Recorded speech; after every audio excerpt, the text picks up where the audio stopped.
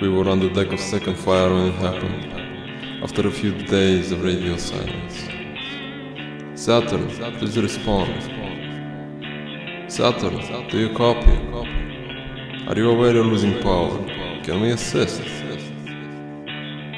What's going on? You're shifting orbit. You're too close to the event horizon. Do you copy? Soon enough, we witness it rip in half and become frozen in time, until it eventually faded, and all any of us could do was just stand there and watch it happen. Sweet dreams, brother. See you soon. All the stars our ancestors mapped out are gone now. They either died or are just out of reach, that their light will never get to touch our eyes again. The sky is uniform. It's dark and empty, and we find ourselves in the high orbit of a hungry ghost.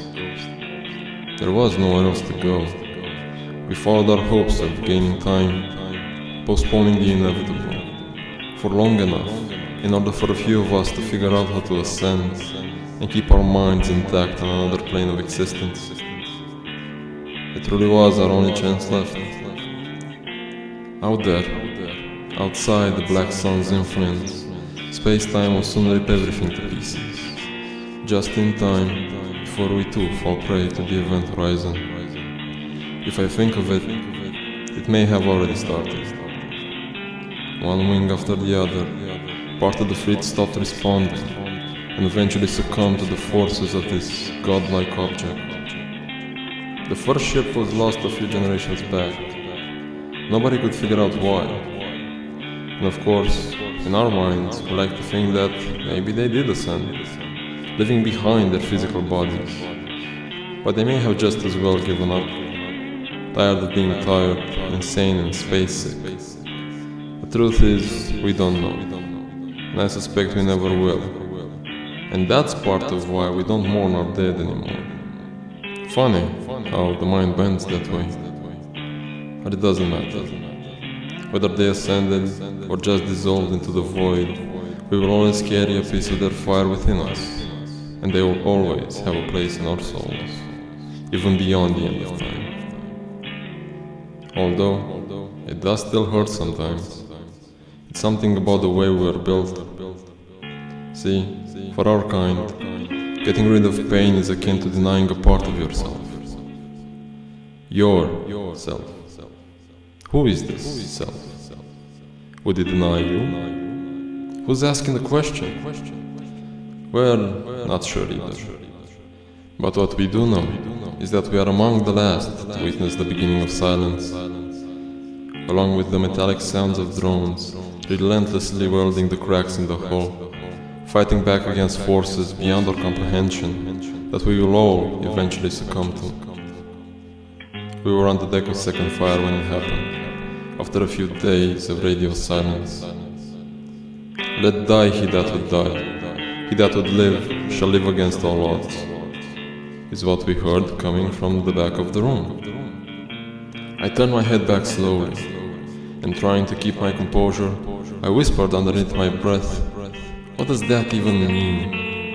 To which he replied, "It means itself. For once, there is no hidden meaning." After which he turned his back to walk away, and I just stood there, with a strange feeling in my stomach, like exploding and contracting at the same time, like a single force was both pulling me apart and crushing me. It was a feeling words could not touch, so I remained silent, watching my thoughts go by, trying to distract myself from what just happened by attempting to grasp at the unborn mind with absolute futility. Who exactly am I? Who's asking the question? Am I a thought? Am I thinking it? Is the world thinking me? I observed mind become reflected into matter, and matter into mind, and from that moment forward, I stopped caring about my ascension, cause suddenly it just didn't matter anymore. But there was meaning in everything, and it made everything just as equally beautiful as it was terrifying. How could we not see it before? So obvious. Guess that's what you get for keeping your eyes glued to the path ahead. But it's okay. I don't need to accept. Neither of us do.